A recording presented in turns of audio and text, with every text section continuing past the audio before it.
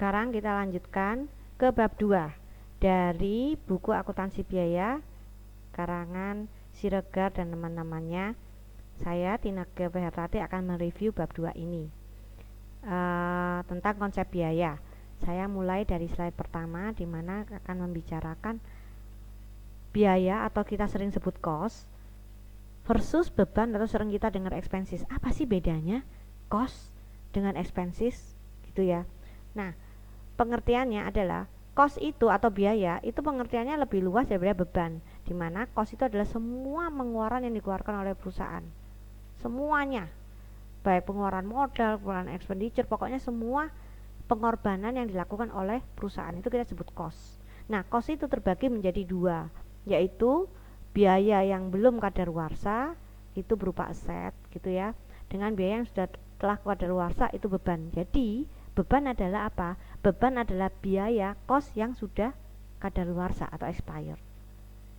Tapi cost terdiri dari dua, biaya yang belum kadaluarsa dengan biaya yang telah kadaluarsa. Jadi cost itu lebih, expenses ada bagian dari cost. Nah, seperti itu ya. Jadi beda.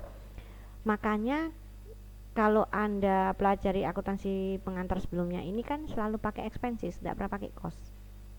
Nah, oke, saya perdalam lagi. Apa sih biaya yang belum kadaluarsa? Contohnya pembelian kendaraan.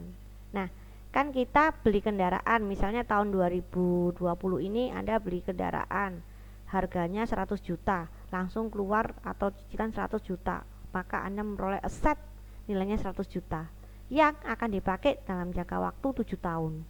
Berarti 7 tahun baru habis, 7 tahun kemudian baru kadaluarsa habis total. Kalau dipakai 1 tahun, berarti dari 100 juta itu dibagi 7 baru expired 1 tahun. Susah ya, saya ganti aja pembeliannya jadi 140 juta, dipakai 7 tahun, berarti 1 tahunnya 20 juta.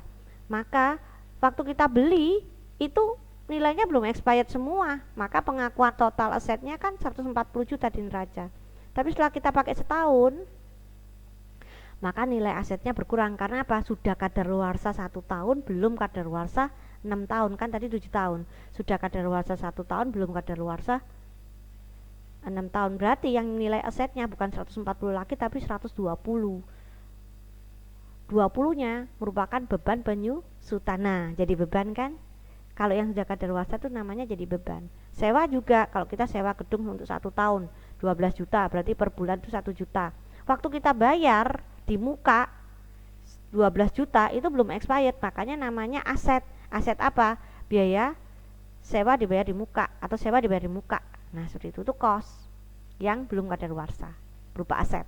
Kalau di neraca dia masuk di harta, karena kita punya hak pakai gedung itu selama 1 tahun kan belum kadaluarsa. Tapi kalau sudah jalan 1 bulan, nah berarti hak kita tinggal 11. Yang belum kadaluarsa itu 11, yang sudah kadaluarsa 1 bulan, yang belum kadaluarsa 11 bulan. Makanya nilainya bukan 12 lagi sewa dibayar di mukanya, nilainya jadi 11 juta. Karena apa? 1 jutanya sudah expired, menjadi beban sewa. Jadi hal yang sudah expired itu menjadi beban. Contoh lain untuk beban, listrik, kita akan membayar karena sudah pakai listriknya, makanya namanya beban listrik. Gaji, orangnya sudah kerja terus kita gaji, nah makanya namanya beban gaji. Makanya di akuntansi pengantar Anda kan selalu lihat buku beban, expenses, tidak pernah nyatet cost. Nah, seperti yang dibahas di bab 1 tadi, untuk akuntansi biaya itu dia tidak nurut IFRS atau tidak nurut standar yang berlaku umum gitu ya. Seharusnya istilah yang kita pakai di akuntansi biaya ini beban, karena kita menghitung biaya yang kadaluarsa. Yang masuk di laporan laba rugi adalah biaya yang sudah kadaluarsa alias beban. Tapi nggak ada tuh buku yang namanya akuntansi beban, semua namanya akuntansi biaya. Padahal yang kita bahas ini sebenarnya beban. Karena apa? Yaitu tadi, di akuntansi biaya itu tidak sesuai dengan, tidak diwajibkan sesuai dengan IFRS. Jadi boleh pakai istilah biaya. Jadi makanya nanti kalau misalnya ketemu soal biaya listrik itu maksudnya beban listrik. Tapi secara pengertian yang benar seharusnya kita menggunakan istilah beban. Tapi buku aja tidak ada buku akuntansi beban kan?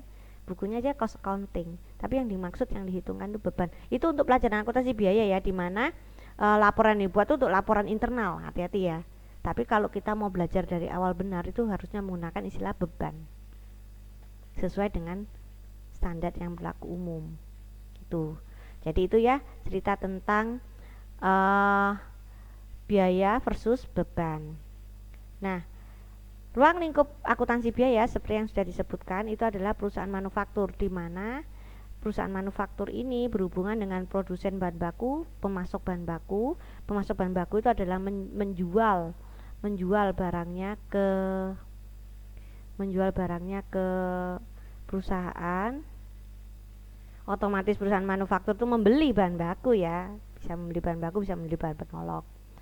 Kemudian nanti diproses menjadi barang, kemudian perusahaan manufaktur akan menjual produk barang jadinya ke pelanggannya, konsumennya. Konsumen akan membeli produk dari perusahaan manufaktur, itu ceritanya. Jadi tidak perusahaan dagang ya, perusahaan dagang beli yang dibeli yang dijual. Atau kita tidak beli bahan baku, diolah kemudian menjadi barang jadi dijual ke konsumen. Jadi itu prosesnya, proses bisnisnya ya. Nah, kita bicara tentang perusahaan manufaktur, maka kita harus mengenal persediaan yang ada di perusahaan manufaktur. Yang pertama, nah beda istilah ya. Kalau perusahaan dagang, dia namanya persediaan barang dagangan. Karena apa? Sejarahnya barang dagangan itu dari dibeli kemudian dijual, makanya namanya persediaan barang dagangan. Itu tidak ada di manufaktur. Manufaktur menamakan barang yang dijual itu barang jadi. Misalnya nih, toko sepatu jual sepatu, pabrik sepatu jual sepatu juga ya.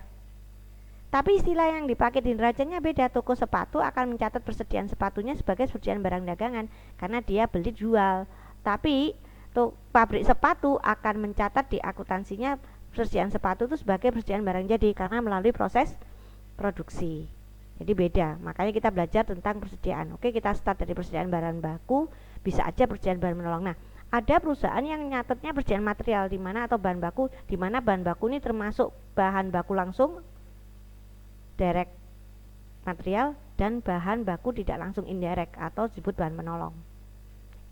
Kita ngomong bahan baku yang langsung ini maksudnya komponen utama dari produk. Misalnya meja kayu, ya bahan bakunya kayu. Bahan penolongnya mungkin paku, lem, pelitur. Nah, itu ya yang mendukung, yang bukan bahan utama yang bisa disubstitusi, itu namanya bahan menolong. Kemudian di manufaktur yang namanya proses produksi itu kan tidak bisa langsung jadi. Tidak kayak mesin fotokopi tinggal dimasukkan langsung jadi. Kan enggak. Dia mesti melalui mesin satu, mungkin mesin 2, mungkin mesin 1 ke mesin 2 dan mesin 3. Nah, waktu proses produksi pas akhir bulan ada barang yang masih di mesin nih, belum jadi.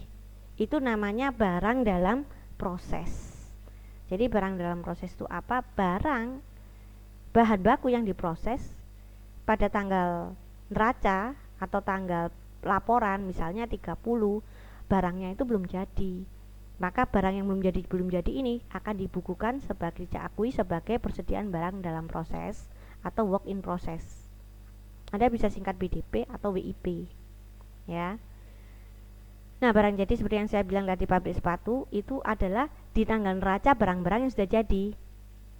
Di tanggal neraca barang-barang yang sudah jadi dan siap dipasarkan.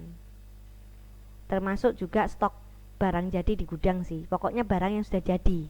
Itu namanya barang jadi, ada bisa singkat dengan BJ atau finished good, FG.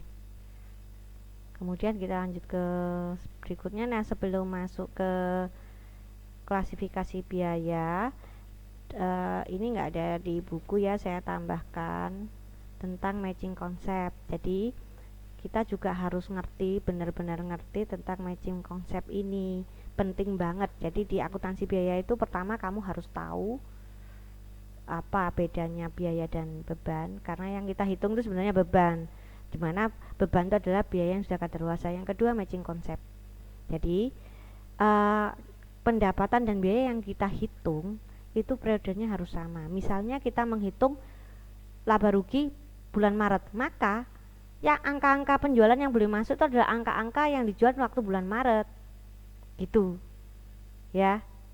Kalau misalnya itu anggap aja Maret tahun 2014 gitu ya, maka penjualannya harus Maret 2014. Biaya juga, makanya matching, cocok. Artinya yang biaya yang dimasukkan satu bulan yaitu bulan Maret, bulan Februari nggak boleh ikut-ikut, biaya juga. Sehingga waktu dikurangkan itu menghasilkan laba rugi yang memang terjadi di periode itu. Makanya kita pakainya periode. bukan per. Nggak ada. Kalau neraca itu bisa ya, kalau kita lihat di buku neraca per 31 Desember. Artinya dari kapan sampai sekarang itu kondisinya kayak gini. Tapi kalau laba rugi kita pakainya periode. Periode 1 bulan yang berjalan atau periode 1 tahun yang berjalan. Kalau misalnya kita pakai periode 1 tahun berjalan, misalnya tahun 2014, maka penjualan yang boleh masuk adalah penjualan yang dilakukan 1 Januari sampai 31 Desember. Biaya yang boleh dihitung itu adalah biaya yang kadaluarsanya 1 kadaluarsa ya, 1 Januari sampai 31 Desember. Kalau itu penjualannya dilakukan, misalnya kita Maret 2014 ya, penjualannya itu dilakukan Februari Bu, tapi belum dibayar, uangnya dibayar Maret, tetap tidak boleh masuk. Karena apa? Penjualannya dilakukan Februari, itu sudah dicatat di Februari. Pelunasannya secara kas itu memang di Maret, tapi kan kita tidak membahas kas, yang kita bahas itu kan penjualannya terjadinya kapan. Terjadinya Februari ya masuk Februari walaupun dibayar Maret. Kita hanya mencatat penjualan yang Maret. Kalau kita bicara Maret 2014, biaya juga sama. Loh Bu, ini masih utang biaya, jadi biayanya belum dibayar, akan dibayar April. Tapi terjadinya Maret, ya sudah dicatat aja karena terjadinya di bulan Maret. Itu yang kita catat. Jadi kronologinya terjadinya kapan itu yang kita peduliin. Nah, ini sudah dibilang penjualan bulan Maret yaitu 1 Maret sampai 31 Maret. Jadi kalau ada sewa gedung 1 tahun mulai Januari sampai Desember 2014, jangan sampai Anda hitung 12 juta. Karena kita lagi menghitung pendapatan atau laba rugi Maret. Maka yang namanya sewa ini jangan dimasukkan 12 juta, salah langsung, kegedean, tidak matching. Yang dimasukkan adalah biaya bulan Maret aja, maka 12 juta ini harus dibagi 12 ketemu 1 juta. Lalu dalam kondisi penjualan yang seperti ini, penjualan yang seperti ini, maka sewa bangunannya yang diakui adalah 1 juta, bukan 12 juta. Karena kita menganut matching konsep. Makanya nanti waktu baca soal kebanyakan mahasiswa itu salah di sini. Jadi bukan tidak ngerti, dia ngerti, oh ini harus dihitung pendapatan dikurangi biaya. Tapi salahnya tidak lihat soal kalau yang diminta itu 1 bulan. Sehingga biaya penjualan 1 tahun, padahal dimintanya 1 bulan lupa dibagi 12. Nah itu karena apa? Tidak memperhatikan matching konsep. Jadi ingat ya, pertama biaya kadaluarsa, kedua harus matching konsep. Oke, sekarang kita ke klasifikasi biaya. Ini ada istilah different cost for different purposes. Jadi kita akan membeda-bedakan biaya sesuai dengan tujuannya. Di sini tujuannya ada, kita lihat hubungan biaya dengan produk, hubungan biaya dengan volume kegiatan, elemen biaya produksi, biaya berdasarkan fungsi pokok perusahaan, juga ada hubungan biaya dengan proses pokok manajerial. Kenapa kok saya merah-merahin yang dua? Nah ini yang kita bahas utama. Jadi kita di pelajaran akuntansi, di mata kuliah akuntansi biaya ini, yang kita bahas itu adalah sampai terakhir itu yang kita fokuskan adalah biaya produksi dan fungsi pokok perusahaan. Tapi kita perlu mengenal biaya-biaya. Oke, supaya nggak bingung. Jadi gini, ini klasifikasi biaya, kita membedakan biaya. Tapi kok aneh sih Bu, biaya material itu atau biaya bahan baku itu katanya biaya variabel, tapi kok juga biaya produksi. Jadi gini, makanya kita beda-bedakan biaya itu berdasar tujuannya. Misalnya saya namanya Tina Kewehartati, di rumah saya adalah seorang istri. Nah kayak gitu ya. Kalau misalnya Anda ke rumah saya, berarti Anda posisinya tamu. Nah seperti itu. Tapi ketika kita berjumpa di kampus, misalnya saya sebagai pengajar dan Anda sebagai mahasiswa di sana, maka saya Tineke tetap namanya Tina Kewehartati, tapi karena berdasarkan klasifikasi pekerjaan, saya diakui sebagai dosen. Nah, Anda diakui sebagai mahasiswa. Nah, seperti itu. Tapi namanya tetap. Nah, sama dengan ini. Jadi, jangan bingung ini sebenarnya kategorinya apa sih? Ya tergantung kamu mau membedakan biayanya berdasarkan apa. Jadi, nama biayanya tetap, tapi dia bisa menjadi biaya bahan baku, biaya produksi, dia bisa menjadi biaya langsung, namanya tetap biaya bahan baku, tetap gitu ya. Tapi pembedaannya berdasarkan apa? Oke, kita sekarang masuk perbedaan yang pertama, klasifikasi yang pertama, hubungan biaya dengan produk. Dibedakan jadi dua, direct cost, biaya langsung, atau indirect cost, biaya tidak langsung. Biaya langsung itu artinya kita bisa langsung tahu, menghitung gitu ya. Contohnya biaya bahan baku dan biaya tenaga kerja langsung. Jadi gini, misalnya produksi tekstil baju, bisa langsung kan dihitung, satu unit baju, satu buah baju ini butuh bahan baku berapa, Anda bisa langsung membebankan. Terus tenaga kerjanya bisa langsung, itu namanya biaya langsung. Biaya tidak langsung itu tidak langsung kita bisa bebankan. Contoh listrik ke satu baju ini berapa lah, listrik yang pakai juga mesin, juga untuk produksi, juga untuk non produksi, kan harus dihitung, harus dialokasikan, tidak bisa langsung dibebankan. Makanya namanya biaya tidak langsung itu ya. Jadi kita topiknya apa, biaya langsung atau biaya tidak langsung, maka ini kategorinya. Bisa lagi biaya penjualan itu biaya langsung atau tidak langsung, ya tergantung topiknya apa gitu ya. Kita hubungkan dengan kegiatan atau apa, nah seperti itu. Bahkan BOP pun ini ada BOP langsung dan BOP tidak langsung loh. BOP langsung itu artinya bisa dibebankan langsung ke departemen yang terkait, BOP tidak langsung tidak bisa dibebankan langsung terkait gitu. Contoh departemen pemotongan, oh kita tahu itu mesin potong isinya pasti, maka ada biaya penyusutan mesin potong, nah itu biaya langsung karena kita tahu. Tapi itu membandingkan dengan BOP dibandingkan dengan ini ya, objeknya ya. Jadi kita jangan dihafal, topiknya apa dulu gitu. Oke, sekarang kita lihat perilaku biaya, tingkahnya biaya. Itu dibedakan jadi 3, biaya variabel nih, biaya variabel, kemudian biaya tetap dan biaya semi variabel. Oke, kita bahas dulu biaya variabel. Biaya variabel itu biaya yang totalnya berubah proporsional dengan jumlah kegiatan. Jadi misalnya nih, 1 biayanya 20, maka 2 biayanya 40, 3 biayanya 60. Jadi proporsionalnya garisnya lurus karena 1 20, 2 40 dan seterusnya. Contohnya bahan baku itu misalnya 1 kursi butuh pura-pura ya, ini 1 kursi butuh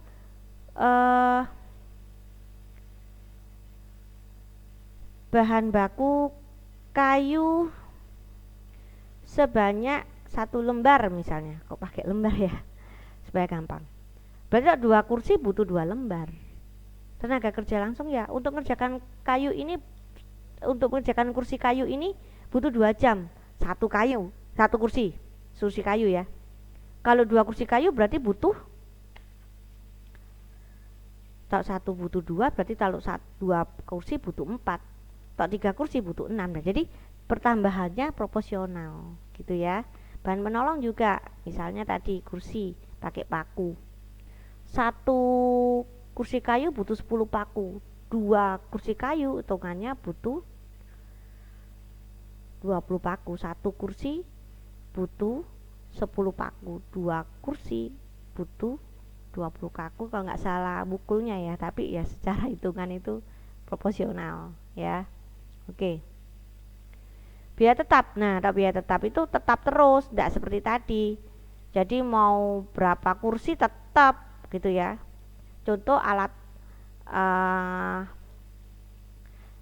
untuk atau ini tempat produksinya, mau berapapun, mau bikin berapa kursi ya 1 gedung pabrik.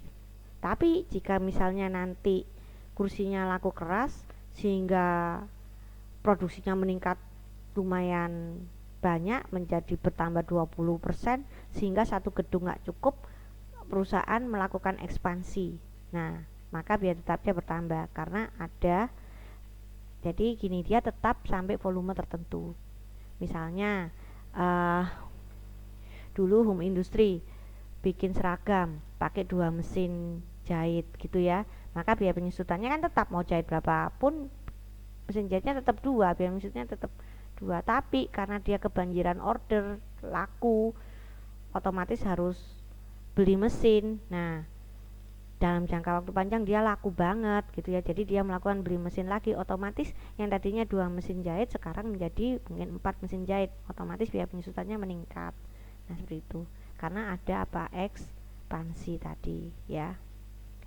Kemudian biaya semi variabel. Nah, biaya semi variabel ini unik, biaya yang punya karakteristik biaya variabel dan biaya tetap. Makanya kalau di gambar tuh kayak gini. Ada biaya tetapnya, ada biaya variabelnya. Tapi secara total dia kayak gini nih. Tapi tidak di ujung. Beda ya. Loh, apa bedanya dengan variabel? Tak variabel tuh mulai ujung. Karena apa? Kalau tidak ada biayanya dia 0. Kalau tidak ada volumenya dia 0. Salah sebut ya. Jadi kalau dia tidak produksi ya biayanya 0. Kalau 1 20, 2, 40 gitu ya. Tapi kalau tidak produksi 0. Nah, tapi kalau biaya semi variabel beda. Kalau nggak produksi dia bukan 0 karena ada biaya tetapnya. Contoh nih, telepon rumah, biaya telepon rumah. Kamu nggak pakai telepon, tetap ada biaya teleponnya kan, abonemen. Listrik juga. Rumah itu misalnya tidak ditinggalin. Lampunya dimatiin semua, tidak ada listrik yang nyala. Tapi kan ada biaya listrik karena ada biaya tetapnya, biaya abonemennya. Nah itu, tapi kalau dipakai biaya abonemen plus KWH yang dipakai. Nah itu, contoh biaya semi variabel itu adalah biaya listrik, biaya air, biaya perbaikan mesin. Kan kita nggak tahu kapan rusak, tapi biaya pemeliharaannya tetap. Makanya biaya perbaikan dan pemeliharaan tetap, biaya perbaikan dan pemeliharaan mesin itu semi variabel karena biaya pemeliharaannya tetap. Mesinnya kan ada 10 misalnya, oh ini butuh oli segini, oh ini harus diapain, itu kan tetap untuk pemeliharaan. Tapi perbaikannya jika rusak. Nah itu, jika rusak 1 nambah, jika rusak 2 nambah. Nah seperti itu. Nah biaya semi variabel selain sifatnya seperti ini, dia juga walaupun kita pakai untuk produksi unit volume yang sama, misalnya pabrik itu untuk bikin 1 juta unit biaya listriknya 5 juta, bulan depan bikin 1 juta unit biaya listriknya belum tentu 5 juta gitu ya. Jadi bisa berubah-ubah, itu namanya, itu sifat dari biaya semi variabel. Oke. Akuntansi biaya tidak terlalu membahas biaya, perilaku biaya. Ini akan Anda pelajari lagi di akuntansi manajemen, tapi ini berguna. Karena apa? Untuk pengambilan keputusan, salah satu peran dari akuntansi biaya itu Anda harus bisa menghitung perilaku biaya ini. Karena apa? Biaya tetap tidak mempengaruhi putusan, tapi biaya variabel ya akan mempengaruhi. Ingat contoh saya yang tadi nonton bioskop, biaya tetapnya apa coba? Yang dating tadi, biaya tetapnya ini ya, taksi online-nya, karena Anda berangkat berdua dengan pacar sama Anda berangkat bertiga, pacar dan adik, kan tetap satu mobil, itu biaya tetap ya. Tapi berubah, kalau makan 2 orang kan cuma segini, makan 3 orang ya beda. Itu masuk biaya semi variabel, contoh yang paling gampang ya itu. Jadi lihat konteksnya, jangan dihafal. Juga sama dengan biaya tetap dan biaya variabel, saya selalu pakai contoh ini. Naik transportasi umum, BEMO. Di Surabaya ada angkutan umum yang kita biasa sebutnya BEMO atau apa ya, mobil jarak jauh dekat sama. Jadi kita misalnya dari posisi A mau ke posisi B, jarak jauh dekat, pokoknya dari A sampai B itu 5.000. Anda turun di tengah-tengah tetap bayar 5.000. Nah, itu menurut Anda biaya tetap atau biaya variabel? Tidak lihat jauh dekat, berarti apa? Biaya tetap. Ketika kita naik kendaraan umum itu, dimana tidak lihat jaraknya jauh dekat sama, maka itu biaya tetap, karena mau berapa lama pun naik kendaraan itu kan tetap bayarnya tetap. Nah itu.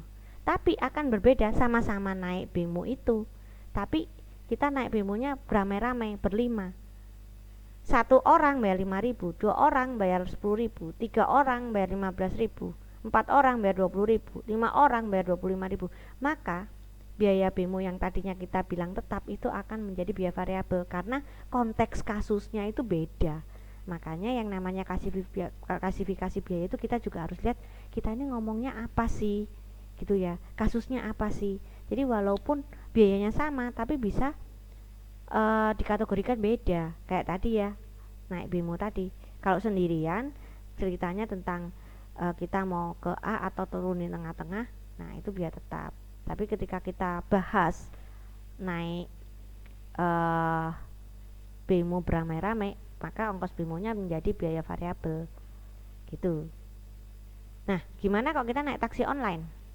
Kalau kita sendirian ngomongnya, saya akan ke Plaza X dari kampus gitu ya, naik taksi online sendirian. Tapi nanti kalau turun di tengah-tengah nggak jadi, itu bukan biaya tetap. Karena apa? Abonemen plus kilometer gitu. Jadi biaya apa tuh? Biaya semi ya. Tapi kalau kita bahas mau beramai-ramai ke Plaza X naik taksi, nah maka taksinya itu menjadi tetap. Karena apa? Pokoknya dari kampus ke plaza ini ongkosnya segini, mau 1 orang sama, mau 2 orang sama, mau 3 orang sama, mau 4 orang tetap bayarnya sama. Tidak bisa 5 ya, karena mobil kan isinya 4. Jadi misalnya ke Plaza X itu kita habis 20.000 atau 30.000. Misalnya saya sendirian sampai ke Plaza X ya 30.000, 2 orang sampai Plaza X ya juga 30.000, maka itu namanya biaya tetap. Tapi ketika saya bahasnya sendirian, saya mungkin mau ke Plaza X tapi mungkin turun di tengah-tengah dengan taksi online. Nah itu akan menjadi biaya variabel. Karena apa? Abonemen plus kilometer. Makanya apa yang dibahas gitu ya. Oke, itu tentang perilaku biaya. Sekarang nah ini topik utama kita tentang biaya produksi. Biaya produksi itu terdiri dari biaya bahan baku, kemudian apa itu bahan baku? Hati-hati ya, bukan bahan baku yang dibeli, tapi bahan baku yang dipakai. Kalau bahan baku yang dibeli itu namanya persediaan bahan baku. Hati-hati kalau Anda membeli kemudian taruh gudang, itu berarti melakukan pembelian yang akan menjadi nilai persediaan bahan baku. Tapi kalau saya ngomong biaya bahan baku, ingat kita kan menghitung biaya yang kadaluarsa. Kapan biaya bahan baku jadi kadaluarsa? Jika sudah dipakai, kan tidak bisa diapa-apain lagi. Maka biaya bahan baku adalah biaya bahan baku yang digunakan. Biaya bahan baku yang digunakan. Jadi kalau misalnya ada di gudang ada 10 ton, dipakai 2 ton, biaya bahan bakunya ya 2 ton itu yang dipakai. Jangan hitung 10, jangan hitung 8 gitu ya.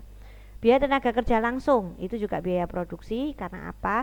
Untuk produksi Anda mengolah bahan baku. Nah, mengolah bahan baku ini membutuhkan tenaga yang mengerjakan langsung. Makanya disebut biaya tenaga kerja langsung, buruhnya istilahnya. Ya. Gimana hitungnya? Ya, berdasarkan gaji upah dari buruh yang terlibat gitu ya. BOP. Nah, kalau bahan baku termasuk biaya langsung. Karena apa? Dia langsung diproduksi. Dia langsung yang terlibat langsung di produksinya dan bisa dibebankan langsung kayak ini. Oh, ini yang dipakai bahan baku, tenaga kerja langsung juga bisa dihitung, namanya juga langsung. Tapi kalau BOP itu termasuk biaya produksi tidak langsung, yaitu semua yang terkait dengan produksi, selain biaya bahan baku dan biaya TKL atau tenaga kerja langsung. Apa aja itu? Contohnya adalah biaya bahan baku,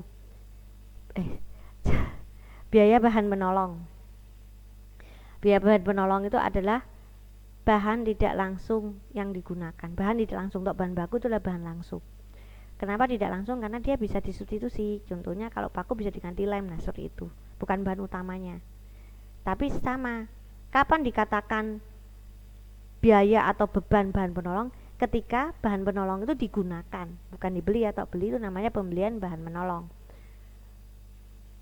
Beban listrik, tapi hati-hati karena kita ngomong produksi, maka semua yang terkait dengan kegiatan produksi.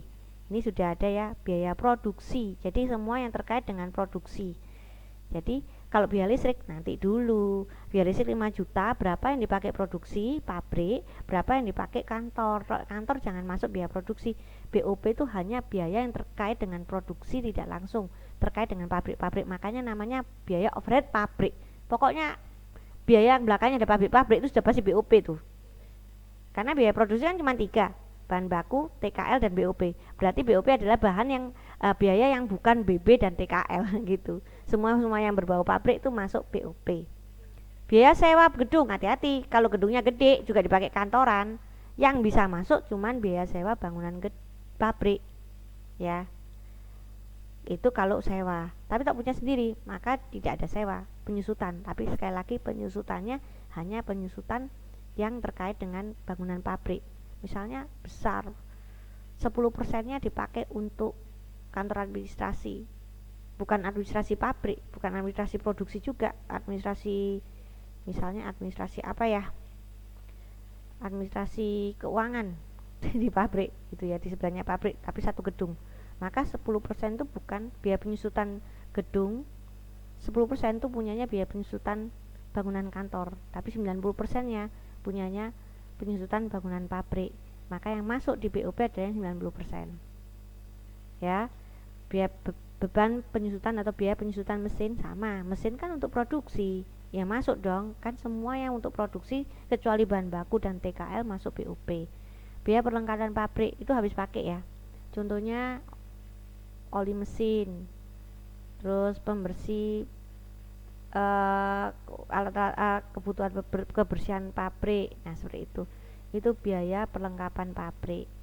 Mungkin amplas ya, itu juga kan habis pakai tapi digunakan untuk produksi. Gaji tenaga kerja tidak langsung, contohnya mandor pabrik. Loh, mandor pabrik itu terlibat di kegiatan produksi tapi dia tidak langsung mengerjakan, dia kan yang ngawasin buruh, dia tidak langsung kerjakan gitu ya, makanya namanya tenaga kerja tidak langsung.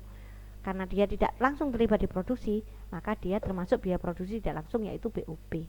Jadi kalau ketemu biaya jangan langsung dihitung ya. Pertama, kalau ketemu soal pertama kali Anda harus pisahkan mana yang expired, mana yang tidak expired. Yang kita hitung adalah yang expired. Jadi ada 10 biaya, kamu pilih mana yang expired, mana yang tidak expired. Oh, dari 10 yang expired yang expired 8, karena yang 2 merupakan pembelian aktiva tetap. Nah, seperti itu. Maka 8 yang masuk. Tapi dihitung nanti ada keterangan enggak pembelian aktiva tetap menghasilkan penyusutan enggak. Nah, kalau sudah kita pisah, jangan lupa matching konsep. Yang boleh masuk adalah yang periode yang akan dihitung, 1 tahun atau 1 bulan yang mana gitu ya. Nah, kemudian yang ketiga, Anda harus bisa bedakan mana yang biaya produksi, mana yang non produksi. Kayak ini yang produksi kan sudah dibahas, bahan baku, TKL dan BOP. BOP adalah biaya produksi yang bukan BB dan TKL.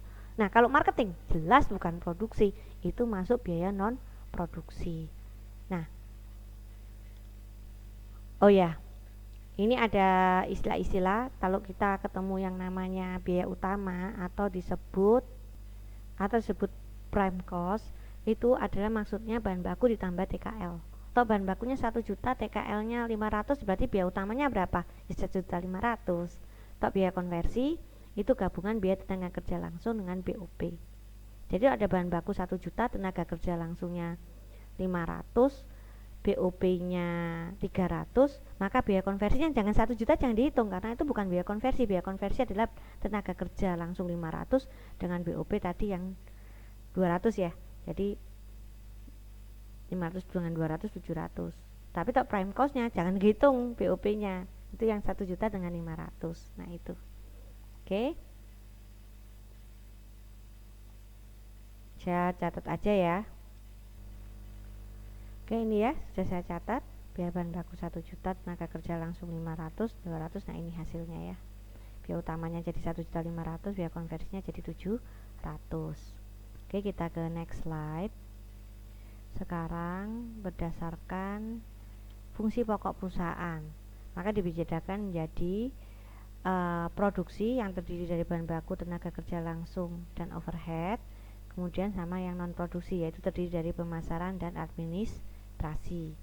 Overhead tadi sudah dijelaskan ya, termasuk bahan penolong, tenaga kerja penolong yaitu tenaga kerja tidak langsung, dan biaya publikasi lainnya. Oke, saya edit sedikit di sini. Kemudian tadi yang ini kan sudah dibahas ya, maka saya akan membahas fungsi yang lainnya yaitu pemasaran dan administrasi. Nah, ini biaya pemasaran untuk menampung semua biaya yang terkait dengan kegiatan pemasaran. Gaji salesman, komisi sales, biaya iklannya yang terkait dengan pemasaran ya. Kemudian biaya administrasi dan umum itu yang terkait dengan administrasi dan umum, contohnya gaji direktur, gaji bagian accounting, biaya listrik kantor, telepon kantor, depresiasi bangunan kantor. Nah, seperti itu. Oke, kita ke selanjutnya, biaya yang berhubungan dengan proses manajerial. Ini biasanya akuntansi manajemen ya. Oke, biaya standar, biaya yang jadi patokan Biaya aktual, biaya yang terjadi. Biaya terkendali, biaya yang bisa dikendalikan. Biaya tidak terkendali itu biasanya biaya tetap, mau tidak mau kita keluar uangnya itu. Biaya terkendali itu yang bisa dihemat istilahnya, bisa dikendalikan. Biasanya itu biaya yang bersifat variabel, karena bikin 10 segini, bikin 8 segini kan bisa dikendalikan. Tapi tidak terkendali, mau tidak mau keluar segitu tuh ya. Dan ada berbagai macam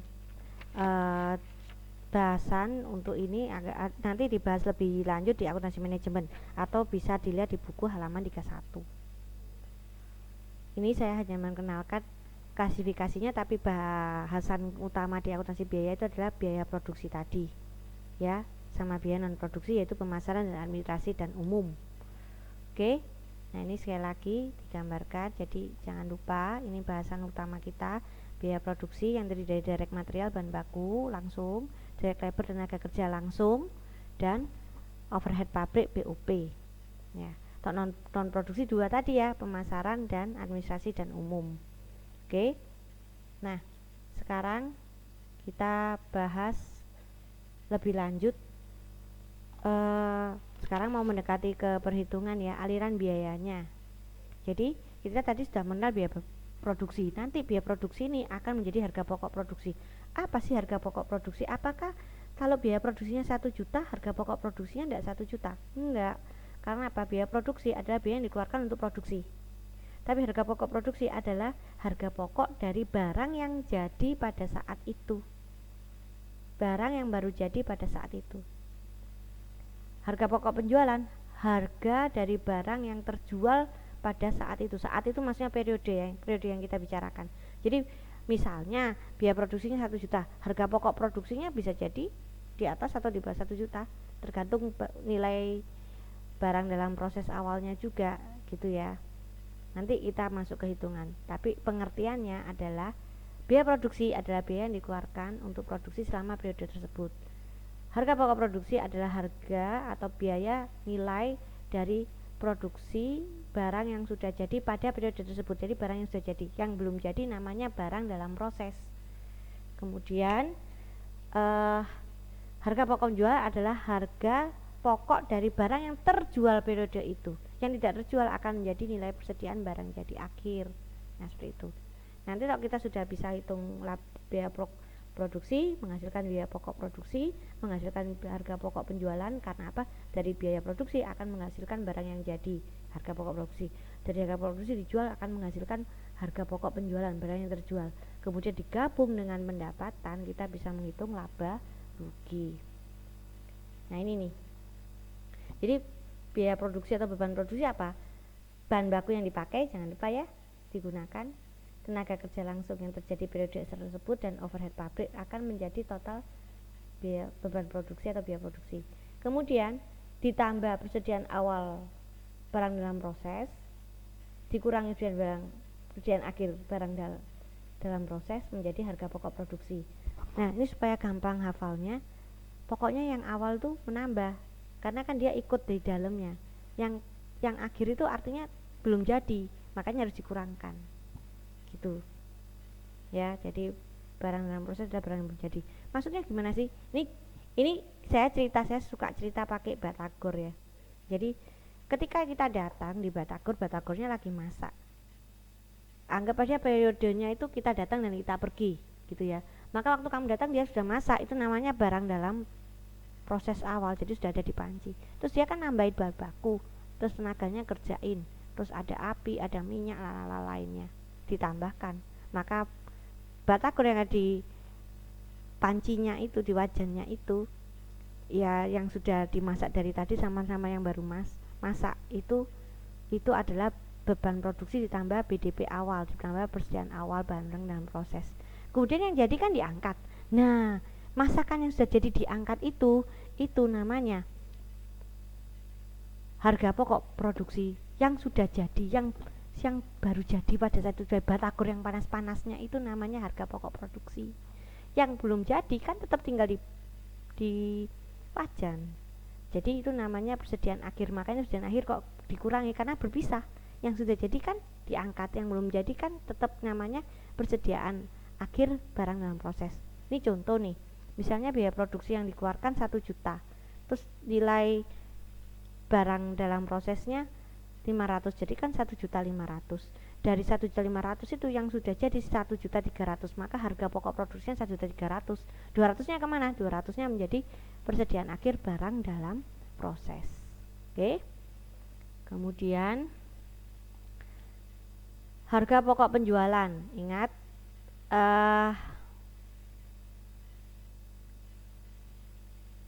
ini manufaktur ya, jadi yang dijual adalah barang jadi, gitu ya. Nah, perhitungan harga pokok penjualan itu adalah persediaan awal barang jadi. Ingat, barang jadi adalah barang yang selesai produksi ditambah harga pokok produksi barang yang baru jadi sama dengan barang siap jual, dikurangi persediaan akhir sama dengan harga pokok penjualan. Ingat, awal selalu menambah, akhir selalu mengurang. Ceritanya gimana? Nih kita balik ke batagor tadi ya. Waktu kita datang kan ada batagor yang sudah jadi, itu namanya persediaan awal barang jadi. Kemudian ada batagor yang diangkat yang baru jadi tadi, yang saya bilang panas-panasnya. Ini kan digabung dengan yang jadi. Makanya persediaan awal barang jadi yang sudah ada dari tadinya ditambah dengan batagor yang panas-panasnya ini akan menjadi barang siap jual. Kemudian kan Anda beli, Anda bawa. Yang tinggal itu yang tidak Anda beli, alias tidak laku. Yang tidak laku itu menjadi persediaan akhir barang jadi, yang laku namanya harga pokok penjualan. Oke, kemudian nah, ini perhitungan laba ruginya sebenarnya hampir sama dengan laporan laba rugi yang Anda lihat di perusahaan dagang, cuman bedanya cara hitung HPP-nya dengan cara yang kayak ini. HPP dihitung dengan cara harga pokok produksi, bukan harga pokok pembelian. Kalau perusahaan dagang kan harga pokok pembelian menjadi harga pokok penjualan. Kalau saya harga pokok produksi menjadi harga pokok penjualan. Kemudian baru masuk sini. Ini sama sih. Penjualan dikurangi diskon, dikurangi retur sama dengan penjualan bersih, dikurangi harga pokok penjualan sama dengan laba kotor, gitu ya. Kemudian dikurangi biaya non produksi kayak pemasaran dan administrasi umum, maka ketemu laba usaha. Jadi sama laba ruginya, cuman beda cara hitung HPP-nya itu ya. Jadi jangan sampai lupa, asal mulanya dari harga pokok produksi, bukan harga pokok pembelian. Nah, nanti waktu hitung penjualan, jangan salah ya, waktu hitung penjualan itu adalah unit terjual dikali harga jual. Terus apa bedanya dengan HPP? Kalau ini hitungan cepat ya, unit terjualnya sama-sama unit terjual. Jadi apa persamaan penjualan sama HPP penjualan? Itu sama-sama dikalikan unit penjualan, tapi bedanya kalau penjualan dikalikan dengan harga jual. Kalau harga pokok dikalikan dengan harga pokok. Jadi persamaannya unit jualnya, unitnya sama-sama penjualan dan harga pokok penjualan itu 1.000 ya sama-sama 1.000, penjualan 1.000, harga pokok penjualan 1.000. Yang beda harga jualnya. Untuk penjualan pakai harga jual, kalau harga pokok penjualan pakai harga pokok produksi atau harga pokoknya. Makanya harga jual itu harusnya lebih besar pada harga pokok produksi, kalau enggak bisa rugi, ya. Oke, ini slide terakhir.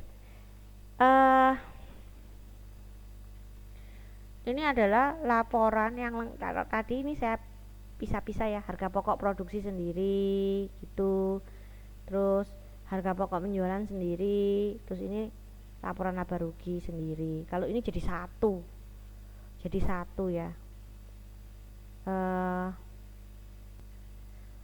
Jadi sama hitungnya sih, harusnya hitung harga pokok produksi dulu. Nanti harga pokok produksi ini akan menghasilkan harga pokok penjualan, baru digabung dengan penjualan. Nah, nanti menemukan laba kotor dikurangi biaya non produksi, ketemu laba bersih. Nah, seperti itu ya. Jadi sebenarnya sama, cuman ini digabung jadi satu. Bu, nanti waktu di kelas kuis boleh hitung sendiri? Boleh. Yang penting nilainya benar. Boleh jadi satu? Boleh. Biasanya sih dibedakan harga pokok penjualan sama jadi bikin harga pokok penjualan sampai sini, terus bikin income statementnya sendiri, laba ruginya sendiri, itu lebih aman. Oke. Nah, saya juga sudah sertakan soal-soal latihan. Saya ambil dari buku yang berbeda. Nanti kita akan bahas setelah video ini berakhir ya. Oke, terima kasih atas perhatiannya.